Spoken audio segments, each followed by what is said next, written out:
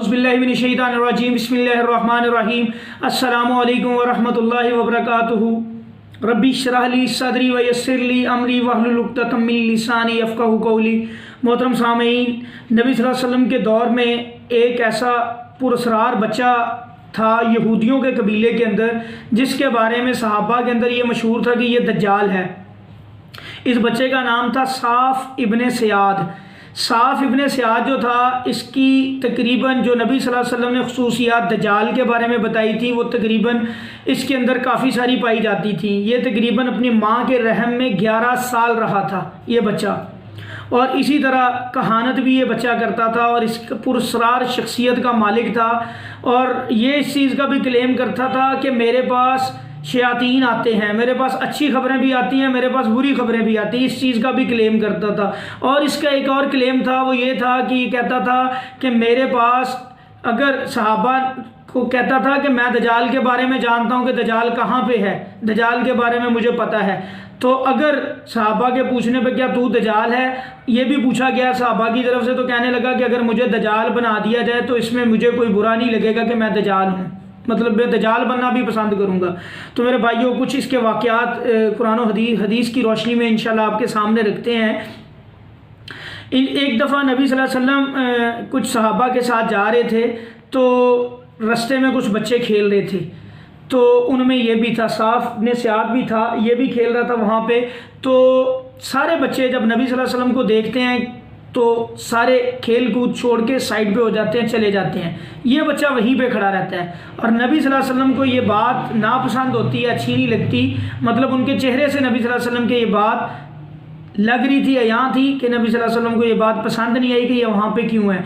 और फिर नबी सल्लल्लाहु अलैहि वसल्लम इसको क्या कहते हैं, मुखातिब होके, तेरे हाथ खाक आलूद हों, क्या तू गवाही देता है कि मैं अल्लाह का रसूल हूँ? तो आगे से ये जवाब क्या देता है, कहता है नहीं। आगे से काउंटर क्वेश्चन करता है, क्या आप गवाही देते हैं कि मैं अल्लाह का रसूल हूँ? इस बात पे सैयदना उमर रज़ी अल्लाह ताला अन्हु को गुस्सा आता है और तलवार निकालते हैं, नबी सल्लल्लाहु अलैहि वसल्लम से इजाज़त तलब करते हैं कि या रसूलल्लाह मुझे इजाज़त दे, मैं इसकी गर्दन तन से जुदा कर दूँ।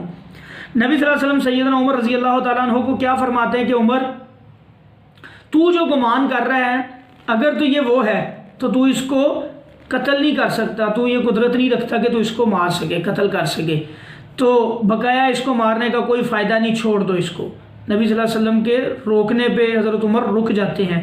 मेरे भाइयों, फिर इसी तरह नबी सल्लल्लाहु अलैहि वसल्लम एक दफ़ा जाते हैं एक और सहाबी के साथ, चुपके जा रहे होते हैं, झाड़ियों के पीछे से सुनना चाहते हैं कि इसकी जो मिस्टीरियस और ये स्ट्रेंज किस्म की जो इसकी बारे में जो सारी अफवाहें हैं, ज़रा इसके बारे में पता तो चले, ये है क्या चीज़, इसकी हकीकत क्या है। नबी सल्लल्लाहु अलैहि वसल्लम जब जाते हैं तो उसकी माँ नबी सल्लल्लाहु अलैहि वसल्लम को देख लेती है। अब वो क्या करता है, वो एक झूले के अंदर एक ऐसा वो आराम करने वाली बनी होती है, कोई उसको झूला टाइप होता है, उसके अंदर कुछ पढ़ रहा होता है, कुछ ऐसा कलाम पढ़ रहा होता है जिसकी समझ नहीं आ रही होती, कोई जादू या कोई मंत्र, कोई ऐसी चीज़ें कुछ पढ़ रहा होता है, कुछ ऐसी कलमात ज़ुबान से पढ़ रहा होता है जिनकी समझ नहीं आती कि ये क्या कह रहा है। नबी सल्लल्लाहु अलैहि वसल्लम को पता नहीं चल पाया और फ़ौरन उसकी माँ जब नबी सल्लल्लाहु अलैहि वसल्लम को देखती है कि मोहम्मद सल्लल्लाहु अलैहि वसल्लम आगे, जैसे ही वो ये कहती है उसी वक्त वो खामोश हो जाता है और नबी सल्लल्लाहु अलैहि वसल्लम के सामने आ जाता है। अब नबी सल्लल्लाहु अलैहि वसल्लम चंद सवालात उसके साथ करते हैं वहाँ पे नबी सल्लल्लाहु अलैहि वसल्लम का, और उसके कुछ सवालात होते हैं। ये कहानत करता था, ये जो था ये भी जादूगर था, जादूगरी करता था ये जो लड़का था। अब वहाँ पे नबी सल्लल्लाहु अलैहि वसल्लम इससे कुछ सवाल करते हैं। नबी सल्लल्लाहु अलैहि वसल्लम कहते हैं कि तू क्या देखता है? नबी सल्लल्लाहु अलैहि वसल्लम को जवाब क्या देता है, कहता है मैं समुंदर के ऊपर अर्श देखता हूँ। नबी सल्लल्लाहु अलैहि वसल्लम पूछते हैं कि उस अर्श पे क्या देखता है? कहता है उस अर्श पे मैं सांप देखता हूँ। अब सांप से निस्बत मुराद क्या है कि शैतान देखता है वो उस अर्श के ऊपर। अब ये बात उसको, ये चीज़ कौन दिखा रहा था, क्या हो रहा था, कैसे पता चल रहा था, ये शयातीन के ज़रिए वो सारा ये इन्फॉर्मेशन उसके पास आ रही थी।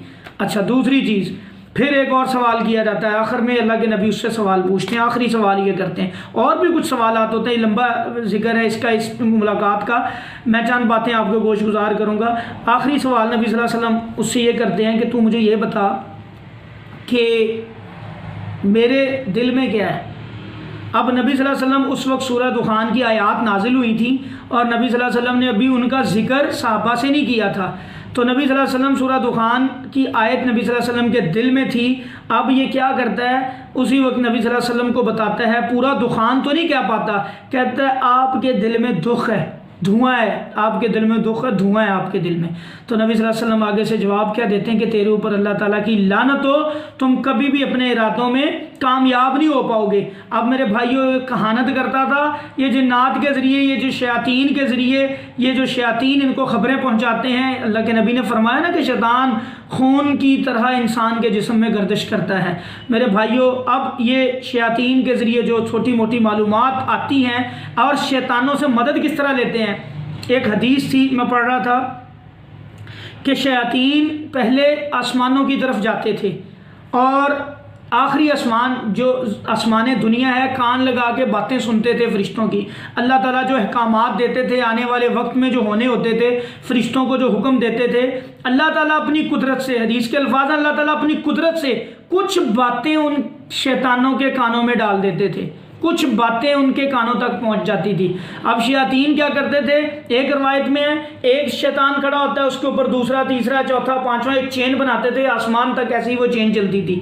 और वो जो कान लगा के सुनता था वो नीचे वाले को बताता था, नीचे वाला उससे नीचे वाले को, उससे नीचे वाले को, ये सिलसिला ज़मीन तक आते आते वो जो उन्होंने ओरिजिनली जो हकीकत एक बात छोटी सी सुनी होती है, जितनी अल्लाह की तौफीक होती है, जितनी अल्लाह ताला चाहते हैं उतनी सुना देते, उसके अंदर जमा तफरीक कर करके वो बात एक बहुत बड़ा झूठ बन जाती।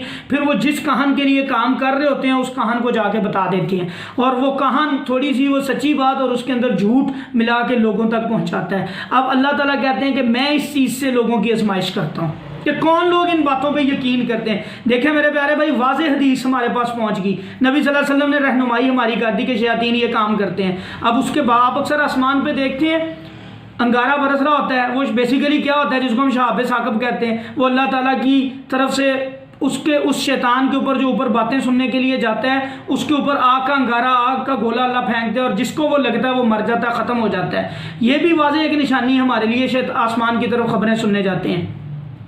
अब ये इस तरह फिर मतलब ये रवायत देखें वो आती है बात, इसी तरह इन कहानों को आके वो शयातीन बताते हैं, उसमें से फिर अल्लाह ताला हमारे इंसानों की आजमाइश करते हैं। अल्लाह ताला देखते हैं कि कौन लोग इनकी बातों पे यकीन करते हैं, कौन लोग अल्लाह ताला देखते हैं कि मेरे ऊपर ईमान रखते हैं, कौन लोग इनके पास, अल्लाह के नबी ने फरमाया ना कि कहान के पास मत जाओ, इनके पास अपना हाथ तक ना दिखाओ। जो बंदा ये काम करता है अपना हाथ दिखाता है और कहान से किसी बात की तस्दीक करता है, 40 दिन तक उसकी नमाज नहीं कबूल होती। तो मेरे भाइयों, इन चीज़ों से अवॉइड करें, इन लोगों के पास मत जाएं। देखें नबी सल्लल्लाहु अलैहि वसल्लम के दौर में वो कमसिन लड़का, वो सारी बात नबी सल्लल्लाहु अलैहि वसल्लम के दिल में जितनी भी अल्लाह चाहते थे उसको मालूमात अल्लाह दे रहे हैं और वो बता रहा है। ये कहानत उस दौर में भी थी, नबी सल्लल्लाहु अलैहि वसल्लम से पहले दौर के अंदर भी थी, बल्कि यहाँ तक थी कि पहले दौर के जो लोग होते थे, हज़रत मूसा के बारे में हम पढ़ें तो उस दौर के फ़िरौन जो थे, उनसे जो हज़रत मूसा के दौर का फ़िरौन, उससे पहले जो फ़िरौन थे, बाकायदा उनके अंदर जादूगरी एक बिल्कुल उनके हुकूमत का हिस्सा होता था और वो जादूगर डिसीजन मेकिंग के अंदर बैठते होते थे और इसी तरह असम्पशंस, ये सारी चीज़ों को शयातीन की मदद लेके हमले करते थे, देखते थे कहाँ करना है, कहाँ से ये होगा, तो कैलकुलेशंस करके कुछ सितारों के साथ काम करते थे, कुछ शयातीन के साथ, तो इन चीज़ों की कैलकुलेशंस की जाती थी। और बाकायदा इन चीज़ों को आज भी कुछ मुल्कों के अंदर, ख़ास तौर पे इसराइल के अंदर यहूदी ये काम करते हैं, जिन्नात की मदद लेके जिन्नात से ये काम करवाते हैं, करते भी हैं, ये चीज़ें होती हैं, आज भी ये एग्जिस्ट करती हैं ये चीज़ें। तो मेरे भाइयों, हमने इन चीज़ों से बचना है, हमने अपने ईमान को बचाना है। अब नबी सल्लल्लाहु अलैहि वसल्लम ने हमारी हर मामले पे, हर जगह पे रहनुमाई की, ये सही हदीस है जो मैं आपके गोश गुजार कर रहा हूँ।